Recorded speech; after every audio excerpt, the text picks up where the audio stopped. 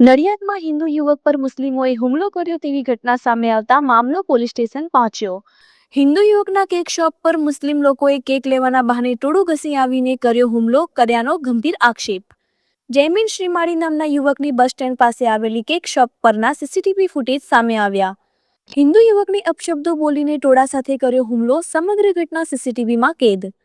રાત્રે 11 વાગે કેકની દુકાન માલિક પર જાનલેવા હુમલો કરતા અહીં નહીં રહેવા દઈએ, કાપી કાઢીશું તેમ કહેતા કર્યો હુમલો કર્યાનો આક્ષેપ।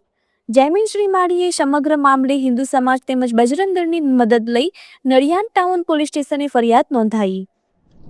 મારું નામ જયમીન શ્રીમાળી છે। મારી અહીંયા દુકાન છે પંટુસ કેક। ત્યાં આગળ રાત્રે એક શાહરૂખ ભાઈ કરીને કોઈ ભાઈ આવ્યો હતો 2-3 જણને લઈને કેક લેવા માટે।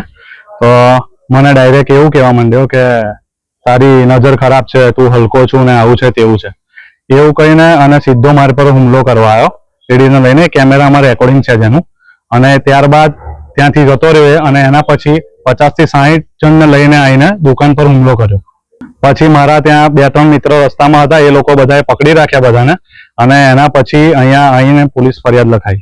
50 થી 60 જણ હતા। કાપી નાખીશું, મારી નાખીશું, અહીં રહેવા નહીં દઈએ, આમ છે તેમ છે, જેવું તેવું મા બેનની ખરાબ ગાળા બોલતી હતી, ઝપાઝપી કરી નુકસાન કરવાની પૂરી કોશિશમાં આવ્યા હતા બધા। પણ મારા 2-3 મિત્રો છરો ને બધું લઈને આવ્યા હતા, 2-3 મિત્રો હતા, એના લીધે કશું થયું નહીં, તો આ લોકો દુકાન બધું તોડી નાખતા। અત્યારે નડિયાદ ટાઉન પોલીસ સ્ટેશનમાં ઘટનામાં તો એવું છે કે લવલી પાન સેન્ટરની સામે તાલુકા પંચાયતની બાજુમાં કેક શોપ છે, મિત્ર છે એમની કેક શોપ છે। તે અમે અડધો કલાક પહેલા શાહરૂખ નામનો કોઈ યુવક છે, કંઈક શક્કરકુઈમાં રહેતો છે, એ કેક લેવા આવ્યો છે અને કોઈ કારણસર કંઈક બોલાચાલી થઈ, તો એણે આની જોડે ગારાગારી કરી અને ધમકી આપી કે તું ઉભો રહું, હમણાં આવું છું।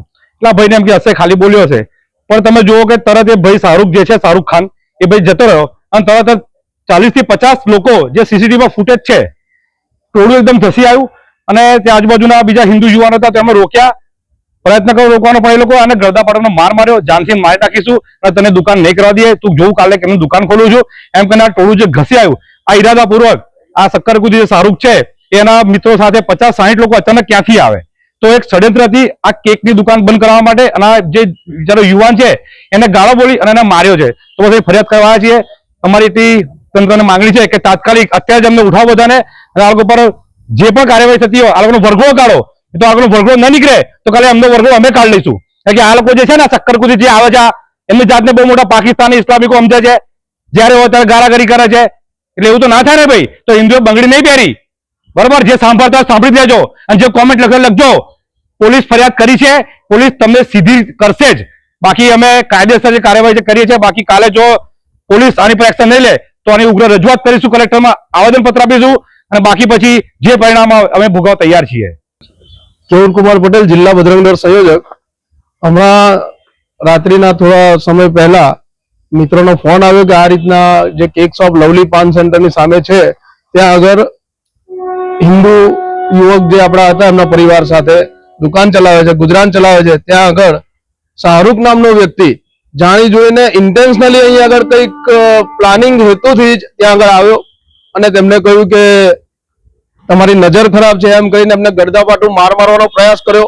અને બીજી વાત તો એ છે કે ગણતરીની 5 મિનિટમાં 50 લોકોનું ટોળું લઈને આવી ગયો અને સાથે છરી પણ હતી અને છરો પણ હતા। અને કહેવાનો મતલબ એ છે કે જો હિન્દુ જ્યાં આગળ બહુમતી વિસ્તાર છે ત્યાં આગળ આ રીતના તમે હિન્દુઓને ડરાવવાનો એક પ્રયાસ કર્યો છે, એ ક્યારેય ચલાવી લેવામાં નહીં આવે। અમે પોલીસ પ્રશાસનમાં અરજી આપેલી છે, જો પ્રશાસન કોઈ કાર્યવાહી નહીં કરે તો પછી અમે ઉગ્ર આંદોલન છેડીશું અને કોઈને પણ બક્ષવામાં નહીં આવે। અમારી માંગ એક જ છે કે પોલીસ પ્રશાસન એમને વહેલી તકે અત્યારે ગમે ત્યાં હોય ત્યાંથી હાજર કરે।